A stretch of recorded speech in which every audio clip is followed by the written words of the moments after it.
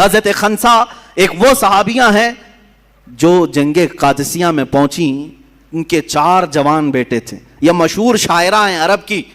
یہ ایمان لانے سے پہلے جب شعر و شاعری کرتی تھی، مرثیہ پڑھنے کا ایک طریقہ تھا عرب میں. جب کوئی مر جاتا تو اس کے تعریفیں کر کر کے لوگوں کو رلاتے تھے. مرثیہ کر اس کو کہتے ہیں.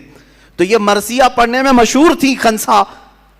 ان کے بھائی اور اس کے رشتہ دار انتقال کیے تھے زمانہ جاہلیت میں. تو مشہور ہے حضرت خنسا نے 2 سال تک عرب والوں کو رلایا اشعار میں. ایسے ایسے اشعار لکھتی تھی کہ لوگ رونے لگ جاتے تھے. اور ایمان لائی 4 بیٹوں کو لے کر کے حضرت عمر فاروق کے زمانے میں جنگ قادسیہ میں پہنچ گئی. رات کے وقت اپنے پرانے اشعار پڑھنے لگی، لیکن اب بدل گئے تھے اشعار. اپنے بیٹوں کو کہتی تھی تمہاری ماں نے کبھی بدکاری نہیں کی، تمہارے باپ نے کبھی خیانت نہیں کی. اے جوانوں، اگر تم دین مصطفیٰ کے کام آ گئے تو خنسا کا سر بلند ہوگا.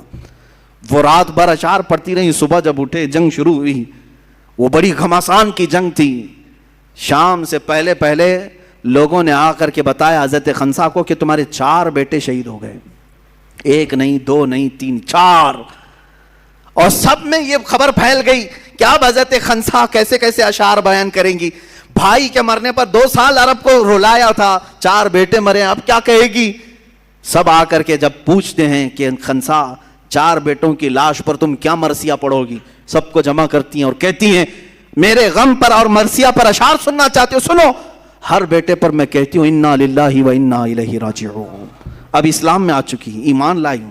بے شک ہم اللہ کے لیے اور اللہ ہی کی طرف لوٹنے والے ہیں.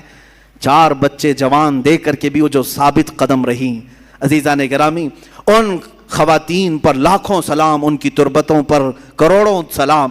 آج اپنے قوم کی بچیوں کو جاتے جاتے یہ درس ضرور دوں گا کہ تم ٹی وی سیریل اور اس طرح کی بھیانک جرائم کی کتابیں پڑھ کر کے اپنے کردار کو آگے نہ بڑھاؤ، اپنی زندگی کو آگے نہ بڑھاؤ.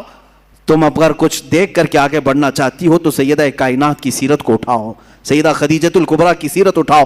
انٹرنیٹ تمہارے ہاتھ میں بھی ہے، موبائل تمہارے ہاتھ میں بھی ہے. کبھی یہ سرچ کر کے کیوں نہیں دیکھتی اسلام میں خواتین کا کیا کردار ہے، اسلام میں عورتوں کی کیا قربانیاں ہیں.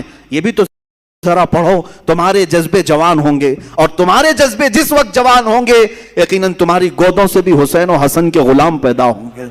عورتوں کے ذریعے سے انقلاب آ سکتا ہے. اور ہم نے دیکھا ہے عورتیں جب بیدار ہوتی ہیں تو حکومت کی چوبیں ہلا دیتی ہیں. ہاں، ان عورتوں پر لعنت جو اپنے گھروں سے نکل کر کے بازاروں اور سڑکوں میں آ کر کے بینر لے کر کھڑی ہو گئی. ہمارے پڑوسی ملک میں ہمارا جسم ہماری مرضی.